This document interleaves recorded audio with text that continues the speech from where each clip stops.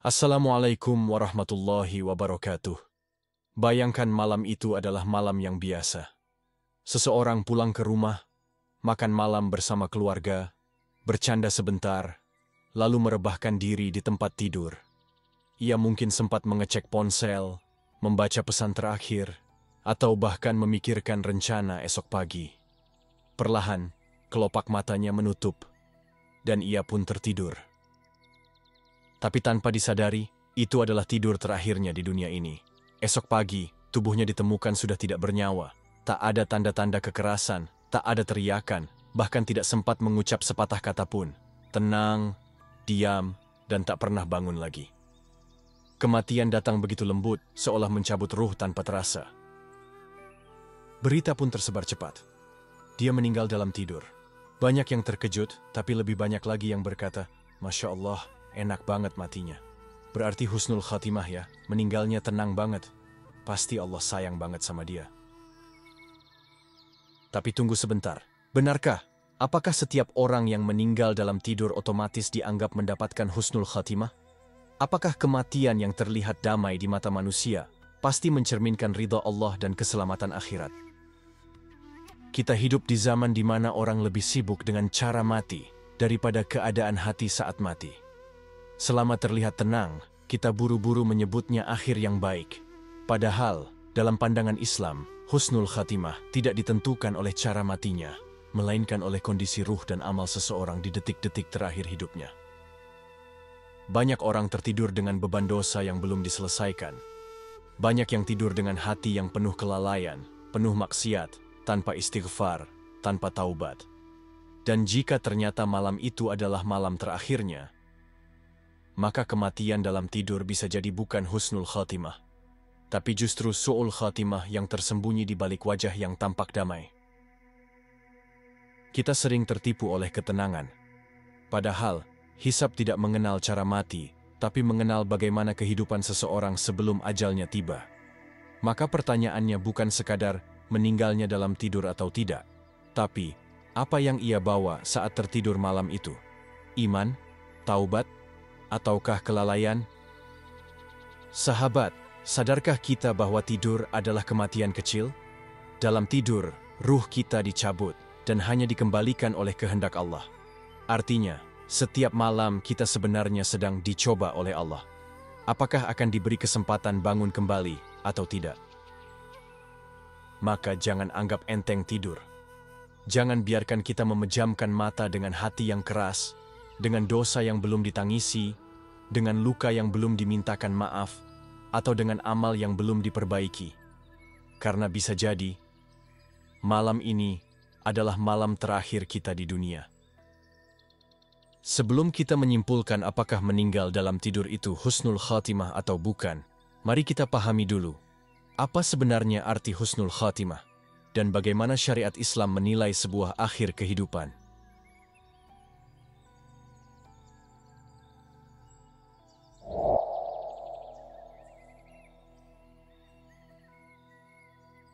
Apa itu husnul khatimah? Husnul khatimah, sebuah istilah yang mungkin sudah tidak asing di telinga kita. Tapi apakah kita benar-benar memahami maknanya? Husnul khatimah bukan sekadar mati dalam keadaan baik menurut pandangan manusia, melainkan akhir kehidupan yang diridhai oleh Allah Subhanahu wa Ta'ala. Ini adalah bentuk kematian yang menjadi dambaan seluruh orang beriman. Sebab, siapapun bisa meninggal kapan saja, tapi tidak semua orang bisa wafat dalam keadaan husnul khatimah. Secara bahasa, husnul berarti baik, dan khatimah berarti penutup atau akhir. Maka secara istilah, husnul khatimah berarti akhir hidup yang baik, yaitu seseorang yang meninggal dalam kondisi membawa keimanan yang lurus, hati yang bersih dari syirik dan dosa besar, serta amal syalih yang senantiasa ia jaga hingga napas terakhir. Namun yang sering terjadi di masyarakat, istilah ini digunakan dengan sangat sederhana. Seseorang meninggal dalam keadaan tidur atau wafat dengan wajah tenang, langsung disebut husnul khatimah. Padahal standar husnul khatimah bukan berdasarkan ekspresi wajah, tempat wafat, atau cara meninggalnya, tapi ditentukan oleh kondisi ruhaniyah dan keimanan saat ajal menjemput. Rasulullah Shallallahu Alaihi Wasallam bersabda, "Barang siapa yang akhir ucapannya adalah La ilaha illallah, maka ia akan masuk surga." Hadis riwayat Abu Daud.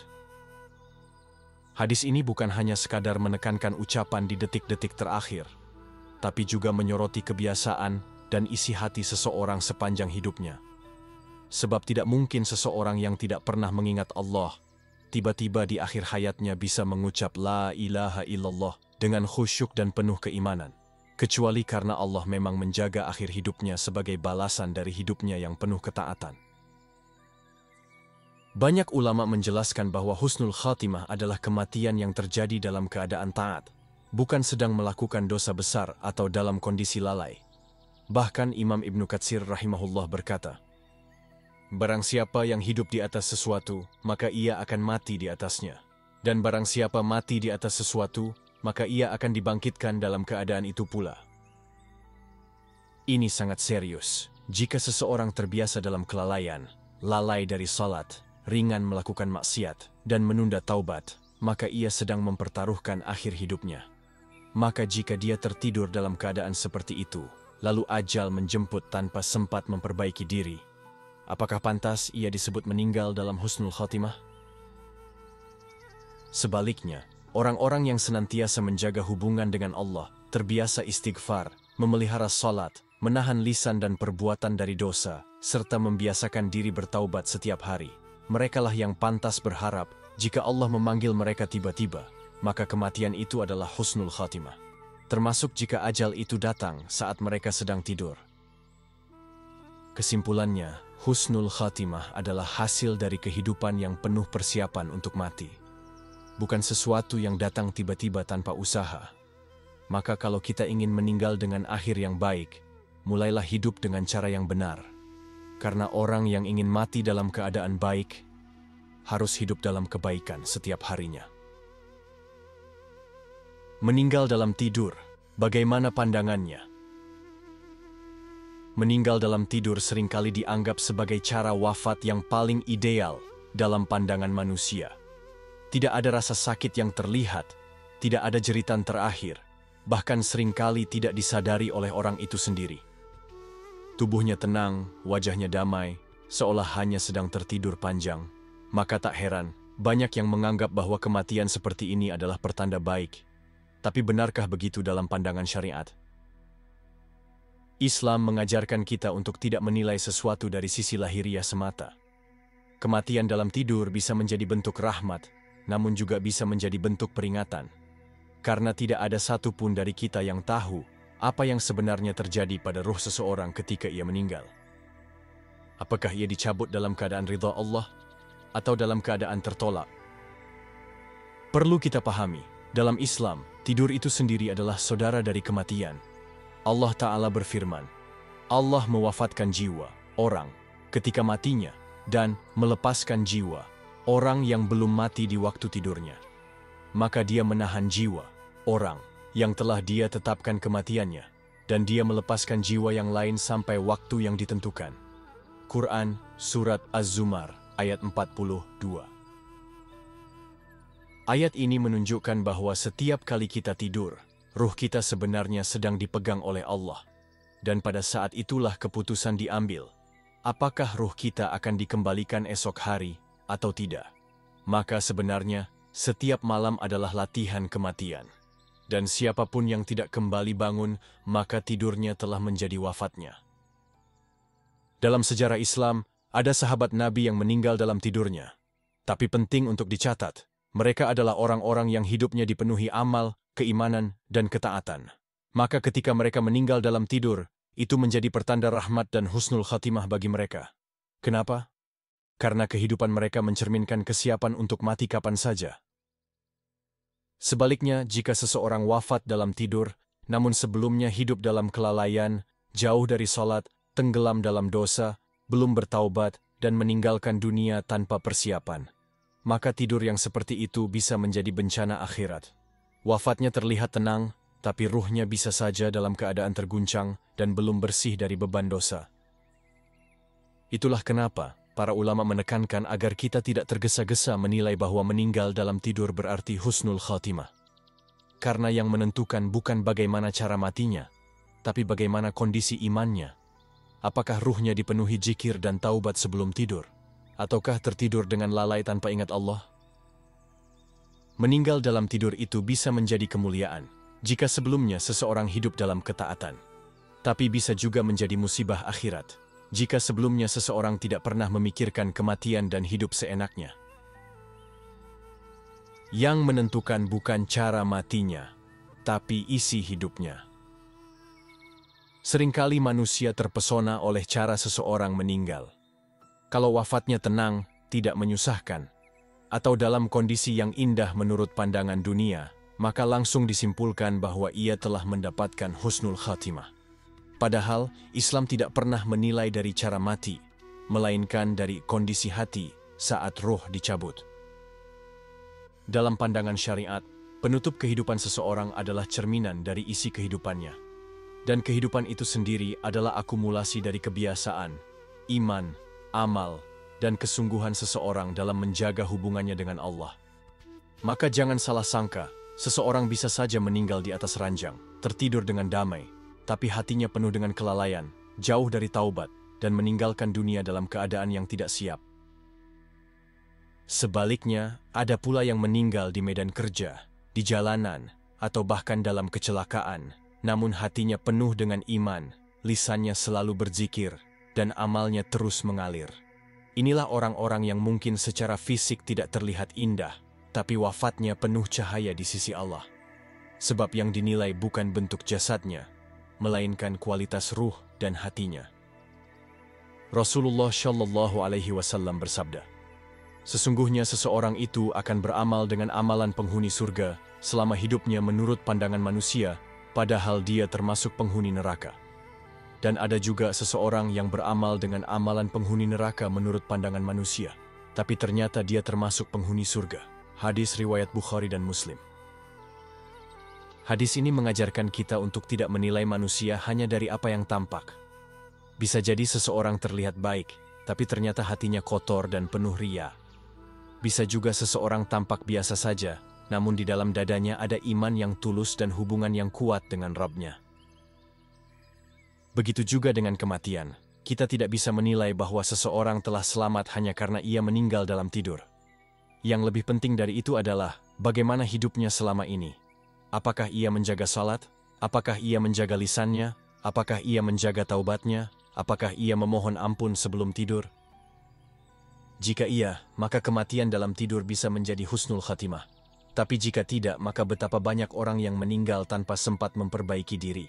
Dan saat itu Allah telah menetapkan ajalnya, tanpa sedikit pun kesempatan untuk kembali. Inilah mengapa para ulama dan orang-orang syalih dahulu begitu takut terhadap kematian yang tiba-tiba. Bukan karena takut mati, tapi karena takut mati dalam keadaan belum siap. Karena ajal tidak selalu datang dengan peringatan. Ia bisa datang diam-diam, seperti tidur malam hari, dan tidak pernah bangun lagi.